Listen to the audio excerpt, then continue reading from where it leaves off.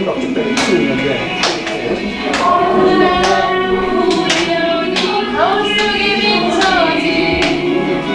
내 모습을 바라보면서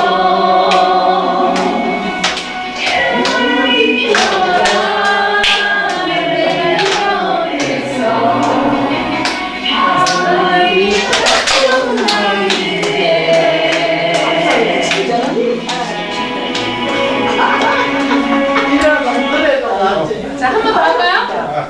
즐겁게 한 번만 더 하고 갈게요. 네.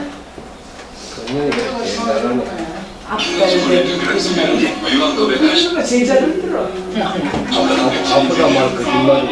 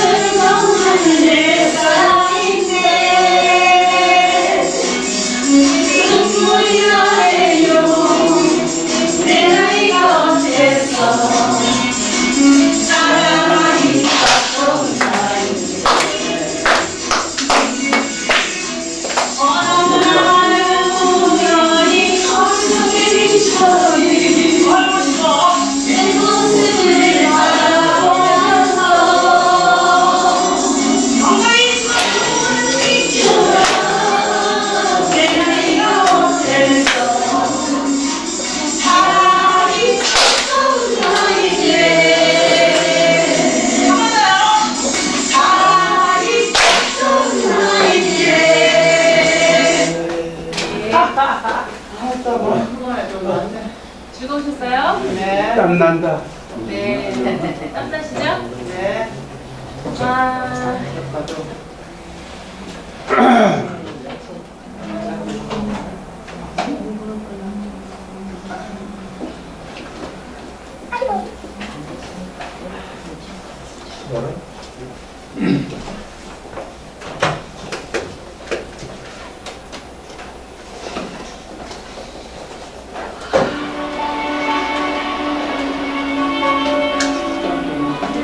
복지관은 저한테는 학교 가는 기분을 들게 합니다. 준비해 주신 여러 가지 프로그램에 참여하기 위해서 치과봉도 싸고 그리고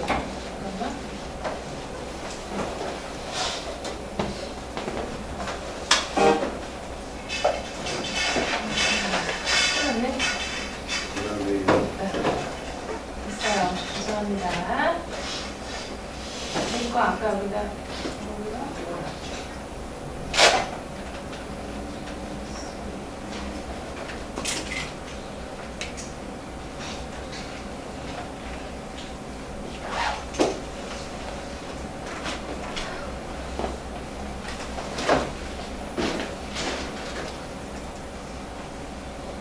네. 오늘 제가 그 어머님, 아버님께 전해드릴 주제는 금융사기에 관한 그 사례라든지 아니면 이제 예방 방법 이제 이런 거예요. 근데 이제 그 이전에 우리가 같이 이제 불렀던 그 내 나이가 어때서 사랑하기 딱 좋은 딸인데 그 노래의 그 사랑은요.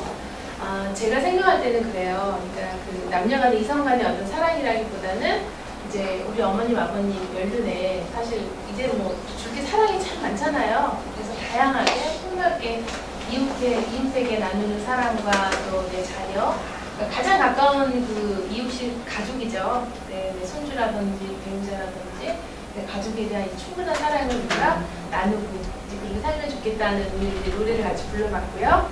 이제 금융사기에 관련된 내용을 주제로 제가 오늘은 이제 시작을 하겠습니다. 저는 이제 현재는 김포대학교 그 사회복지학과 교수로 지금 일을 하고 있고요. 네, 오늘 이제 저희 그 사회복지 선진연구회에서 주최를 해서 이제 한다고 강연을 이제 부탁을 받았어요. 그래서 오늘 무슨 주제로 할까 했는데 뭐 나눔과 봉사에 관련된 이런 주제였어요. 그런데 이미 이제 다른 분들이 이 주제는 많이 하실 것 같았고, 그런데 요즘 이제 금융사기라고 해서 현재 제 통장에 뭔가 돈이 많아야만 사기를 당하는 게 아니고요. 이제 다양한 방법으로 이제 사기를 많이 당하거든요. 그래서 그 방법에 대해서 제가 이제 오늘 말씀드리겠습니다. 다 같이 이제 우리 한번 인사 한번 해볼까요? 자, 만나서 반갑습니다. 다 같이 크게 한번 인사 한번 같이 해볼까요, 어머니? 만나서 반갑습니다. 자, 그러면요. 이제 우리가 어디 가나 그 인기 있는 사람의 비결이 세 가지 그 비결을 다 들어보셨나요? 네. 첫 번째 이제 노크의 법칙에 대해서 제가 말씀드릴게요. 노크의 법칙은 상대방의 마음의 문을 열려면 내가 먼저 다가가는 거예요. 내가 먼저 다가가서 이제 노크를 하는 거예요. 상대방의 마음을 열기 위해. 자, 노크를 하면서 내가 먼저 나의 솔직한 모습을 보여주고 또 인간적이고 또 가끔은 내가 때로는 이제 망가진 나의 모습을 보여주고 예, 그러면서 상대방도 편하게 마음의 문을 열게 하게 되는 거예요. 그래서 내가 적극적으로 상대방의 마음을 노크한다. 그래서 이제 노크의 법칙에 대해서 제가 이제 말씀드렸고, 다음 이제 거울의 법칙이 있어요. 거울의 법칙. 우리가 거울을 보면 어머니 어때요, 아버님?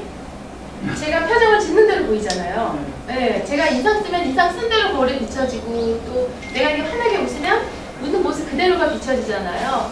네, 그렇게 내가 먼저 웃고 다정하게 남한테 배려하고 이제 그런 모습을 보일 때 상대방도 나한테 그렇게 나온다는 거예요. 그 다음에 이제 집신의 법칙을 보면요.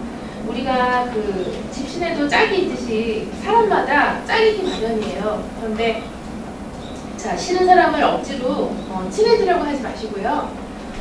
인간관계가 많다 보면 사실 그 중에 악연이 생길 수가 있어요. 그래서 굳이 나랑 안 맞는 사람에 대해서 굳이 친하려고 하지 마시고요. 나랑 내 측근에 정말 있는 사람, 또 나랑 오래된 친구라든지 이웃이라든지 배우자 등등 있겠죠. 네, 이제 그 사람들을 정말 우리가 소중하게 여기는 이제 그런 마음이 필요하다는 거예요. 그래서 자, 인기 있는 사람의 세 가지 비결은 이렇게 노크의 법칙과 거울의 법칙 그리고 집신의 법칙 이렇게 세 가지가 있어요. 네. 참고로 보시고요. 네. 외톨이가 되는 이제 반대로 외톨이가 되는 세 가지 비결이 있어요. 자, 비난하고 비평하고 불평이 있어요. 네. 자, 이제 비난과 비평과 이제 있는데, 자, 비난의 우리가 의미는 다들 어머님 아버님 다 아실 거예요. 다들 이제 비난이 뭔지 아시는데, 다른 사람의 어떤 흠이나 잘못을 들춰내서 이제 사실보다 부풀려서 나쁘게 말하는 걸 의미해요.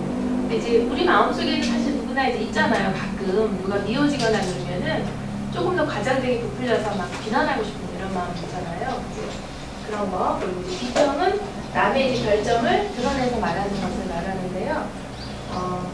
그리고 이제 불평은 또 못마땅하게 여기거나 그것을 이제 행동으로 나타내는 이제 그런 것을 말하는데, 이렇게 비난하고 비평하고 불평을 잘하는 사람은 이제 외톨이가 되기 쉽다는 거예요. 그래서 자, 외톨이가 되는 세 가지 비결에는 비난, 비평, 불평. 여기에는 어떤 그 가족 간의 관계에서 이게 나오겠죠.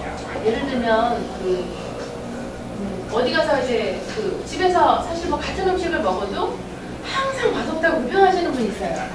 오늘은 짜, 네, 뭐 이렇게 국제가에서 밥을 먹어도 오늘은 이건 달다, 짜다, 맛있다, 막 이렇게 그냥 그죠? 맨날 그냥 기쁘게 이렇게 드시는 분보다 이런 분이 유난히 있어요. 그런 거 불평하고 비난하고 이런 것들이 그러다 보면은 그 사람 옆에 앉으면 항상 좋은 소리가 안 나오니까 사실 피하게 되잖아요, 우리가. 그래서 이제 외톨이가 되는 그 세 가지 비결에 비난, 비평, 불평이 있다는 거예요. 그래서 이제 우리 어머님, 아버님께서는 참고를 하시고요. 이제 인기 있는 사람이 되는 그런 이제 부모님들이 되주시길 바래요. 그래서 이제 오늘은 금융사기에 대해서 이제 제가 말씀드리는데요. 자, 누가 당했나? 금융사기는 내가 내 통장에 뭐 지갑에 돈이 많아야만 당하는 게 아니고요. 뭐 법원의 부장판사님도 당했고, 또 은행 지점장도 당하고, 학교 교감 선생님도 당하고요. 또 대학생, 자영업 사장님, 국회 장교, 가정주부, 뭐 폭넓어요. 누구를 뭐 어느 한 특정 분야만 이게 당하는 게 아니고요. 우연히 막연히 그냥 아무 생각 없이 있다가 당하시는 분들이 많은 거예요. 이제 그다음에 자, 어떤 피해가 있는지 한번 볼까요? 자, 어떻게 당할까? 또 그다음에 어떻게 그 피해를 막을 수 있을까? 그다음에 또 당하면 어떻게 대처할까? 그리고 내 정보 관리는 어떻게 할까에 대해서 이제 알아보겠어요. 자, 금융사기는 어떻게 당할까 보면요. 전화를 이용해서 보이스피싱이 굉장히 많아요. 자, 전화 보이스피싱 혹시 경험해 보신 분 계세요? 네, 저는 경험이 있어요. 전화로 뭐 갑자기 되게 자녀가 내 카드가 강남의 롯데백화점에서 사용됐다고 그래서 전화가 한번 왔어요. 그런데 그때 가만히 생각해 보니까 순간 롯데백화점이 강남이 아니라 도곡동으로 제가 알고 있었어요. 그래서 강남에 도곡동에 롯데백화점 도곡동에 있지 않아요? 그랬더니 그때 정말 강남 무슨 경찰서라고 해가지고요. 번호는 제가 뒤를 알아보니까 정말 경찰서 번호였어요. 예, 그래서 그렇게 전화가 오더라고요. 그래서 도용됐다고. 그래서 전화했는데 제가 순간 아니야. 근데 강남이 아니라 내가 알고 있기로는 강남엔 현대고 다른 백화점은 이제 갤러리아 뭐 이렇게 있지만 롯데는 도곡동에 있는 걸로 알고 있는데요. 그랬더니 그냥 끊어버려요. 그래서 그때 이제 제가 그런 경험이 이제 있었고 또 이제 한 경우는 우리 아이가 다쳐가지고 교통사고가 나가지고 병원에 있다고. 그리고 전화를 받은 거예요. 근데 이제 그 당시 우리 아이는 학교에 있었거든요. 그래서 제가 아이하고 핸드폰을 해보니까 학교에 있는 거예요. 그래서 학교를 막 뛰어갔는데 진짜 아닌가 하고 뛰어갔는데 그게 이제 그런 가짜 전화였어요. 정말 그런 사례가 있더라고요. 그리고 이제 컴퓨터를 이용한 금융사기가 파밍이나 이제 피싱 사이트라고 얘기를 하는데 이거는 뭐냐면은 PC를 조작해서 정보를 빼내는 거예요. 그래서 이제 PC에 공인인증 개발급을 받아가지고 뭐 14억을 무단히 이체한 그런 사례가 있고요. 또 PC에 이제 접속을 해가지고 여러 정보를 빼가는 거예요. 그래서 이제 이런 경우는 컴퓨터는 예를 들어서 이제 인터넷 뱅킹 하시는 분들 있잖아요. 이제 그런 분들이나 이런 분들은 컴퓨터를 지정해 놓고 사용하시는 게 좋다고 해요. 컴퓨터를 아무 데서나 인터넷 뱅킹 해서 사용하는 게 아니라 그냥 지정해서. 근데 좀 번거롭긴 하죠. 집에 있는 PC에서만 이체를 할 수 있게 해놓으면 이제 지정해 놓으면 이제 안전은 해요. 안전은 하되 조금 번거롭긴 하다. 이제 그런 경우가 있고, 이제 다음에 이제 휴대폰 문자. 이제 이게 상당히 심하죠. 스미싱이라고 하는데요.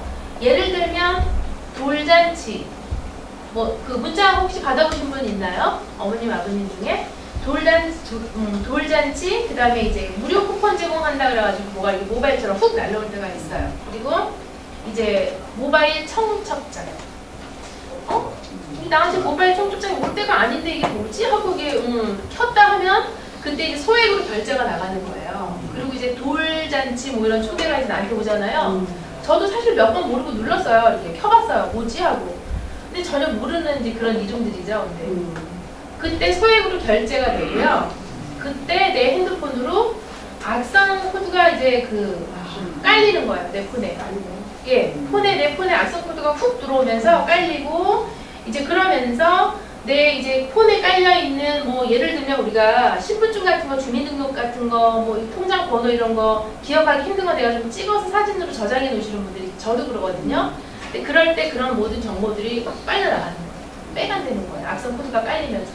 자, 그렇게 되면은 이제 많은 피해가 있겠죠. 내 주민등록증 같은 거 사진 찍어놨던 거, 면허증 사진 찍어놨던 거, 이제 그런 것들이 같이 다 정보가 훅 빨려나가는 거예요. 그러면 이제 그거를 도용해서 이 사람들이 이제 많은 사기를 이제 하게 되는 거죠. 자, 그리고 폰지 사기라 그래가지고 금융다단계, 뭐 어디다 뭐 투자하면 돈을 많이 버네, 이런 문자 많이 오거든요. 근데 요즘 많이 올 거예요. 그런데 사실 뭐 우리가 관심 없어가지고 이제 하시는 분이 있는가 하면 간혹은 내가 조금 여유자금이 있는데 여기 투자하면은 이렇게 많은 수익을 볼 수 있다라고 하면 사실은 우리는 관심을 갖게 돼요. 그리고 이제 그랬다가 이제 당하는 경우가 많은데요. 휴대폰 문자 사기가 이런 거예요. 우리 결혼해요. 뭐 모바일 청첩장 뭐 도착했습니다. 해서 이렇게 오는 경우.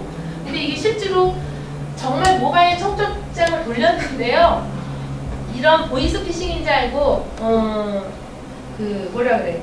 스미싱인 줄 알고요. 안 켜봐가지고 요즘 또 그게 또 곤란한데요. 이게 실제로 정말 결혼해가지고 모바일 청첩장을 보냈는데 확인을 안 하시는 분들이 또 이제 있어서 실제로 카드로 된 엽서로 이거를 같이 보내야 된다고 이제 그렇게 얘기하더라고요. 근데 이제 그런 경우고 뭐 법원 등기가 발송했으나 뭐 이게 부재중으로 뭐 이런 경우 저도 이제 당해봤어요. 우체국이라고 뭐 법원에서 뭐 등기가 뭐 나갔는데 뭐 이런다 이런 전화가 가끔 올 때도 있거든요. 근데 이제 이런 문자가 온다는 거예요. 간편 쪽에. 자, 이거를 이제 클릭하는 순간 이거 뭐 나한테 무슨 피해가 있겠어? 나 통장에 돈 없는데? 하지만 이제 핸드폰으로 소액 결제가 이제 나가는 거죠. 결제가 나가고 소액이니까 얼마예요? 예를 들면 이제 이거를 키는 순간 얼마 뭐 몇만 원, 몇천 원 이렇게 나가고 있겠죠. 그럼 이제 핸드폰 요금에 부과돼서 이제 청구되는 경우 갑자기 내 핸드폰이 왜 이렇게 요금이 많이 나왔지? 이런 경우 있죠? 자, 그런 경우는 이제 예를 들면 이제 나도 모르게 이제 뭐 눌렀다가 이제 그런 경우가 있겠죠. 그런데 사실 그거를 제가 조회를 해봐도요, 확인하기 좀 힘들어요. 그래서 가급적이면 이제 내가 조심하고 이제 이런 사기들이 너무 다양하게 이제 많이 발생이 되니까요. 제가 미리 알고 이제 조심하는 게 제일 상책인 것 같아요. 그래서 이제 형사 참고인 조사 뭐 이런 번호 이렇게 오는 경우도 있고요. 또 하나는 뭐 도로교통법 위반 사건 해갖고 이렇게. 근데 이제 이 피해 사례는요, 이제 뒤로 나오는데요. 자, 이거는 이제 금융다단계 사기, 폰지기 사기라고 그러죠. 뭐 투자하면 뭐 얼마의 고소득의 어떤 수익이 생긴다 뭐 한다 해서 이렇게 안내 문자를 보내는 경우. 자, 이렇게 해서 뭐 얼마를 어떻게 하면 얼마를 주겠다. 실제로 저도 지난번에 보면은요, 핸드폰에 문자가 와 있어요. 뭐 통장을 만들어 개설해 주면은 뭐 얼마를 300만 원 입금해 준다. 뭐 이런 경우도 있어요. 그러니까 이제 뭐 대포 통장을 만들어 달라는 건지 뭔지는 모르겠으나, 자, 그 통장을 만들어서 계좌번호랑 유출을 하고 나면 돈이 들어와요, 안 들어와요? 안 주죠. 그냥 내 거만 명의를 동의해서 걔네들이 그렇게 쓰는 거예요. 그래서 이제 그런 경우가 많이 있어요. 그러니까 자, 알아두면은 좋으실 것 같아서 제가 삭제하면 되겠네.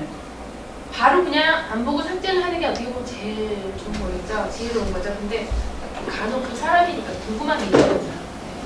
자, 이거는 이제 폰지 유형인데 뭐 동남아 농장 투자 사업에 뭐 하면은 뭐 얼마 된다. 그리고 비상장 주식 투자 해가지고 자, 앞으로 뭐 각광받는 무슨 뭐 회사인데 뭐 지금 이제 이렇게 뭐 비상장, 아직은 비상장이지만 이게 이렇게 그 주식에 올린다, 상장한다, 그러고 나면 이게 뭐 몇 배 시너지를 올린다, 막 이렇게 해서 주변에서 주식을 사놓으라고 하는 경우가 있어요. 실제로도 있어요. 그런데 이제 그게 해놨다가 안 되면 그냥 영원히 묻히는 돈이죠. 그래서 그런 경우도 있고요.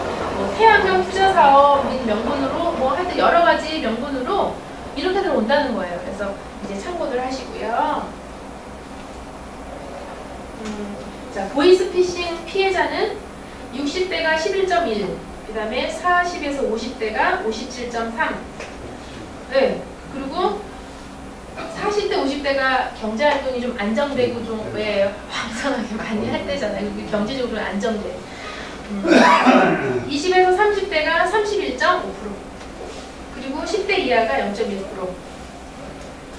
자, 이렇게 피해를 많이 다양하게 본다는 거예요. 이제 우리 어머님, 아버님들 뿐만 아니라 우리 자녀들도 그렇고, 예, 그래서 이런 정보는 같이 알고 공유하시면 좋을 것 같고요. 자, 이제 재정 취지 및 추진 경과는요, 이 법에서 제정을 한 취지가 개인정보 침해로 인한 국민의 피해 구제를 강화해서 사생활의 비밀을 보호하고 개인정보에 대한 국민의 권리와 이익을 보장하고자 하는 이런 취지로 해서 이제 이 법이 제정이 됐다는 거예요.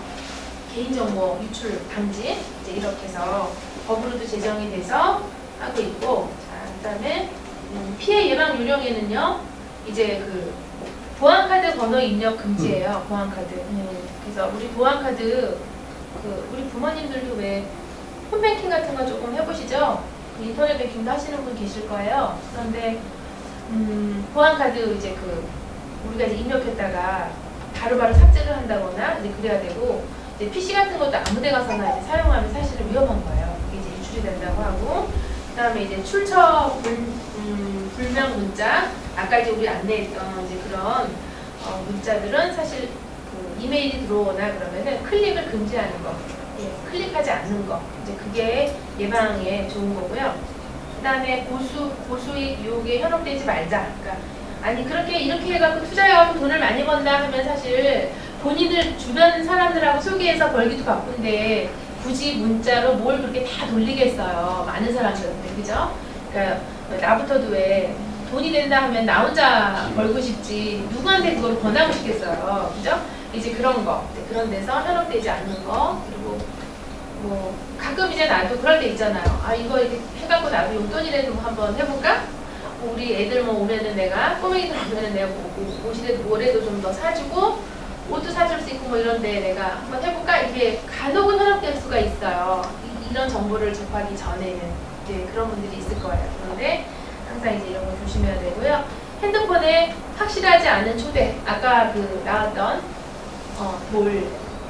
모바일 청첩장, 무료 쿠폰 뭐 이런 거, 이제 그런 거는 가급적 주의를 하시는 게 좋다, 이제 이 말씀이에요. 자, 그다음에 보이스피싱의 예방 신계명이 있는데 글씨가 작죠?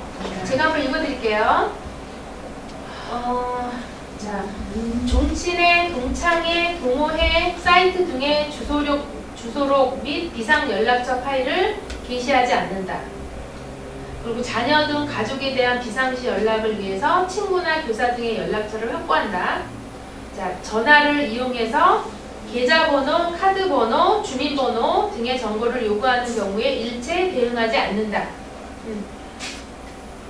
현금 지급기를 이용해서 세금 또는 보험료 환급, 등록금 납부 등을 하여 준다는 안내에 일체 대응하지 않는다.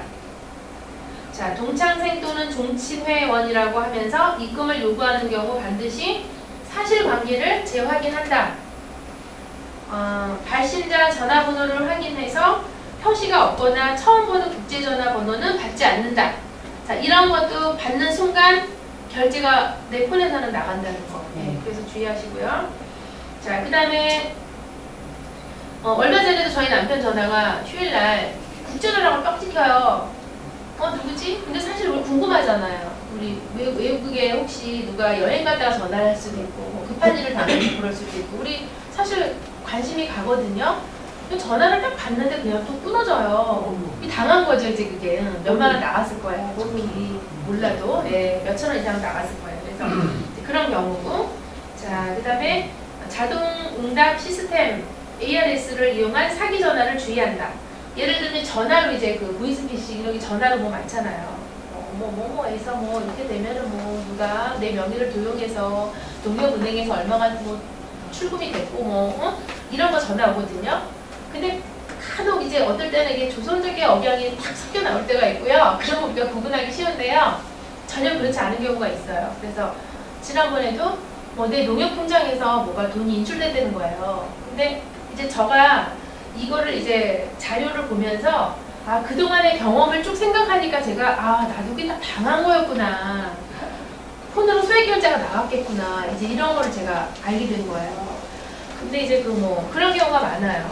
농협 통장에서 얼마가 출금됐습니다. 그랬는데 가만 생각하니까 저는 농협이 거래를 별로 안 하는 휴먼 계좌가 있었거든요. 돈도 없는데 뭘 나왔겠어요. 그래서 저 농협 거래 안 하는데요. 그랬더니 뚝 끊어요. 그래서 이제 한번 경찰서에 신고한 적이 있어요. 그런데 이제 그런 경우 이제 많다는 거죠. 그리고 자, 본인의 그 은행 계좌에서 돈이 빠져나가는 것을 바로 인지할 수 있도록 휴대폰 문자 서비스를 적극 이용한다. 이제 우리 통장에, 우리 부모님들 통장에 왜 그 돈이 어디 뭐 이체 나가거나 출금 거래가 왜 폰으로 문자 들어오게 그 신청해 놓는 거 있잖아요. 근데 내가 이제 거래하는 은행에 해당 은행에 가서 그거를 신청해 놓으시면 안내 문자가 따박따박 들어와요. 그래서 그렇게 해 놓으시고 확인을 하라는 거예요. 그리고 자, 속아서 전화 사기범들 계좌에 자금을 이체하거나 개인정보를 알려준 경우에 즉시 관계기관에 신고하고 거래은행에 지급정지를 요청해서 금융감독원이나 은행을 통해서 개인정보 노출사고 예방 시스템 등록해서 추가 피해를 최소화한다고 했어요. 이제 이거는 이제 뒤로 설명이 나오는데요. 자, 이렇게 해서 보이스피싱 예방 시제명 한번 알아봤고요. 자, 이제 금융사기를 당하면 어떻게 대처할까요? 우리가 굉장히 순간이 당황하겠죠? 아는 순간. 그래서 갑자기 가스불도 안 끄고 막 뛰어나가고 막 이런 사례들이 우리가 TV 보면은 남의 얘기가 아니에요. 나도 혹시라도 이렇게 이제 이런 일을 당하면은 순간 당황하면 그냥 문도 안 닫고 그냥 막 뛰어나가겠죠. 자, 이제 그래서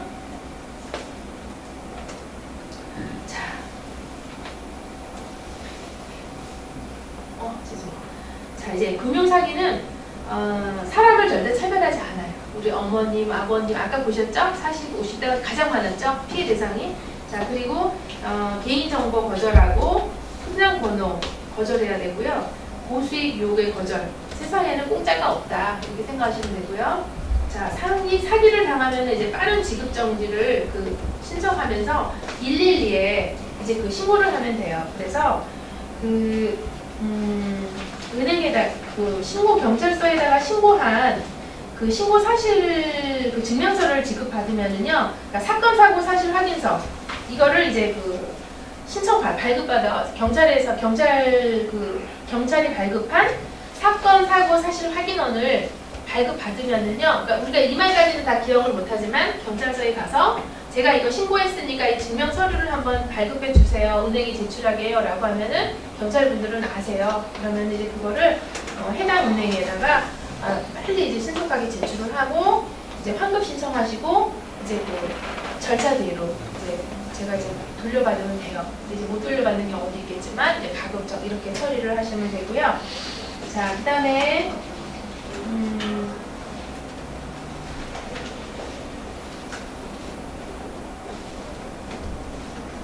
자, 내 정보는 바로 돈이다. 우리가 전화로 예를 들어서 주민번호나 이렇게 어디 가나요? 주민번호 뒷자리까지 다 요구하지는 않는다고 해요, 요즘은. 그래서 개인정보 아까 법으로 제정된 거 제가 말씀드렸잖아요. 그래서 우리 이제 어머님, 아버님들은 누가 주민번호 물어보거나 주민등록증 같은 거 제시하라고 이제 보여달라고 그러면은요, 보여주시면 안 돼요. 함부로 아무한테나 보여주시지 마시고요. 다들 아시겠지만 이제 주민번호도 생년월일 정도는 우리가 기재할 수 있지만 뒷번호까지는 사실 거의 이렇게 전화로 요구하거나 이제 그런 경우는 거의 없다고 해요. 그러니까 이제 우리 부모님들도 참고하시고요.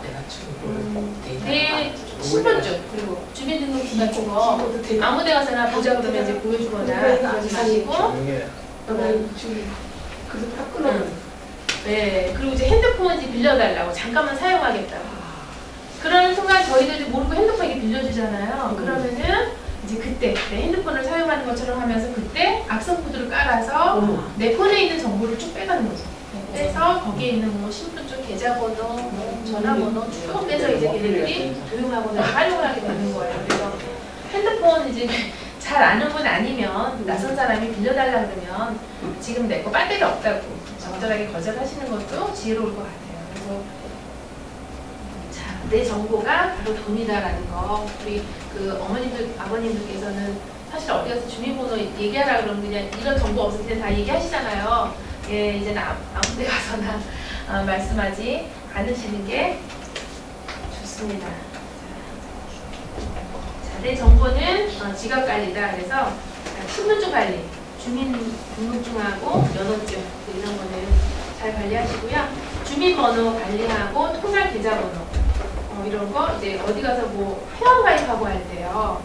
이제 우리가 주민번호라든지 통장번호 이런 거 기재 많이 하잖아요. 그럴 때도 주민번호 뒷자리까지 하지 마시고요. 앞자리까지만. 이런 복지관처럼 확실한 데는 우리가 하죠. 그런데 예, 그 일반 다른 뭐 기관에 가서 뭐 회원 가입하고 이럴 때 주민번호 앞자리까지만 기록을 하시면 좋을 것 같아요. 그리고 자, 각종 아이디하고 비밀번호 이런 거는 노출이 안 되게 해주시면 되고요. 예를 들면 이제 은행 뭐 통장 계좌번호, 비밀번호라든지 이런 거 있잖아요. 그래서 이제 은행을 갔을 때 눈이 좀 어두우면 옆에 누가 와서 제가 잠깐 어르신 도와드릴까요? 네, 이거 써드릴게요 하고 할 수 있어요. 그럼 이제 고맙다고 법조 비번하고 이제 말하지 마시고요. 해당 은행 직원한테만 가서 번호 알려주고 말씀하시면 처리가 순조로울 것 같아요. 그리고 자, 문서 같은 거는 이제 파기해버리라는 거예요. 그러니까 내가 이제 철저한 정보 파기해서 예를 들면 이제 그냥 문서를 이제 아무데나 내가 다니다 보면 흘리고 다닐 수도 있잖아요. 그런 일 없도록 그렇게 하시면 좋을 것 같아요. 그래서 자, 잔학계나 정보조심, 주민증 자리나 다시 보자. 그래서 경청해 주셔서 감사합니다. 그래서 이제 여기까지는 제가 준비한 내용이었고요. 우리 처음에 그 같이 불렀던 그 사랑하기 딱 좋은 나이인데 그 사랑이 제가 아까 말씀드렸던 것처럼 이제 우리는 사실 우리 어머님 아버님 제가 뵈니까 굉장히 아주 편안하게 사시는 분들 같아서 굉장히 마음이 좋아요. 근데 우리 주변에 내가 이제 갖고 있는 기능 재부라든지 또 나눌 수 있는 것 사랑을 아낌없이 나눠주시고 또 그 나눈다는 거에 대한 의미가 어떻게 보면은 가장 근접한 가족이 제일 가까운 이웃이고 그 다음에 내 주변에 이제 이웃들이 많은데요. 이제 여기 복지관에 오시는 친구분들이라든지 여러분들에게 아낌없이 이제 늘 사랑을 나눠주시고 또 이제 나이는 있지만 우리가 아직은 우리가 그 연령을 정의를 내릴 때요.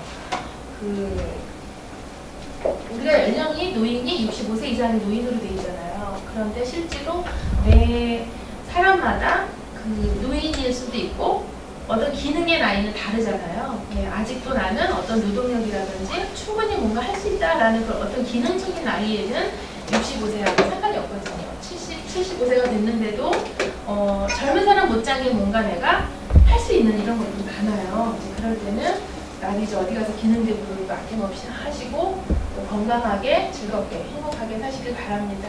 감사합니다.